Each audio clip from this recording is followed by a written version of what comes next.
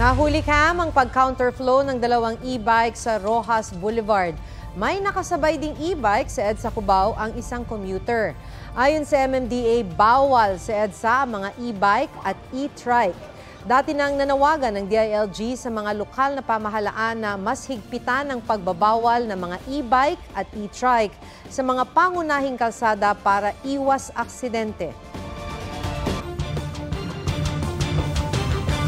14 ang nasawi matapos mahulog sa bangin ng sinasakyan nilang canter truck sa Mabinay, Negros Oriental.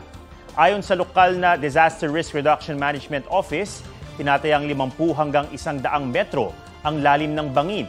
Sa 17 sakay, 3 lang ang nakaligtas, kabilang ang driver ng truck. Hindi pa makausap ang driver na nagtamo ng bali sa balikat. Pero paliwanag ng mga kasama niya na wala ng preno ang truck. Patuloy ang investigasyon. Patay ang isang foreman sa umano'y pagsabog dahil sa pagtagas ng gas na ginagamit sa pag-aayos ng estero sa Maynila. Sa lakas ng pagsabog, tumilapon ng biktima sa ilog at nagtamo ng matinding sugat sa ulo. May sunog at bali rin siya sa iba't ibang bahagi ng katawan. Nagwe-welding daw noon ang biktima sa tinatrabahuhang retarding basin. Proyekto ito ng DPWH kung saan sinisemento ang ilalim ng ilog para raw mas mabilis dumaloy ang tubig. Sugatan naman ang isa pang trabahador na nasa mabuti ng kalagayan. Tingin ng Manila Police District, posibleng naiwang nakabukas o sumingaw ang tangke. Nagpaabot na ng pakikiramay ang construction company sa pamilya ng biktima at nangakong tutulong sa mga gastusin.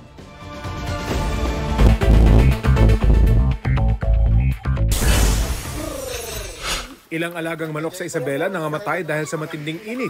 Para hindi na madagdagan pa, tinututukan ng ilang backyard chicken raiser ang tamang pagpapakain sa kanilang mga alaga. Hinahaluan din ng vitamins ang pinapainom na tubig. Sa Lawag City, Ilocos Norte naman, pinaliliguan ng mga alagang baka para maibsan ng init. Nangihina na kasi ang ilan, ang iba kinatay na bago pa mamatay. Utay-utay na pagbibigay ng aumento sa sahod, panawagan ni Presidential Advisor for Jobs Joey Concepcion. Hindi raw dapat mapilitan ng mga employer na magpasahod sa halagang mauuwi sa pagkatanggal sa trabaho ng ilan. Sabi naman ng Philippine Chamber of Commerce and Industry, dapat ipaubayan ng Kongreso sa wage boards ang usapin para mas marami ang makinabang. Rafi Tima nagbabalita para sa GMA Integrated News.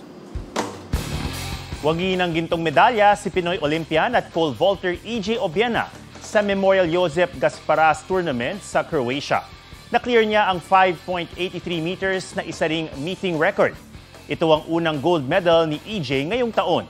Sasabak naman siya sa ISTAF Indoor event sa Germany sa February 23 bago ang World Indoor Championship sa Scotland sa Marso.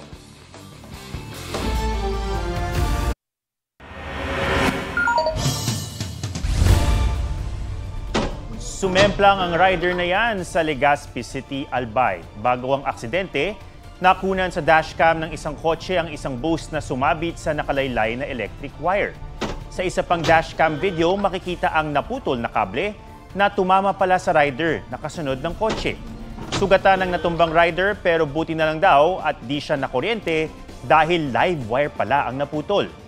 Bago raw ang insidente, isang malaking mixer din ang sumabit sa wire. Nanawagan ng ilang taga-barangay sa Albay Electric Cooperative na ayusin na ang linya. Sinubukan namin kunin ang pahayag ng ALECO pero di pa ito nagpapaunlak ng panayam. Isang SUV ang nasunog sa EDSA Magallanes bandang alas 8 ngayong gabi. Sa kuha ng MMDA, makikita ang nagliliyab na sasakyan sa flyover southbound patungong SLEX. Dahil dyan, pansamantalang hindi nadaanan ng dalawang lanes. 9:53 p.m. nang maapula ang sunog.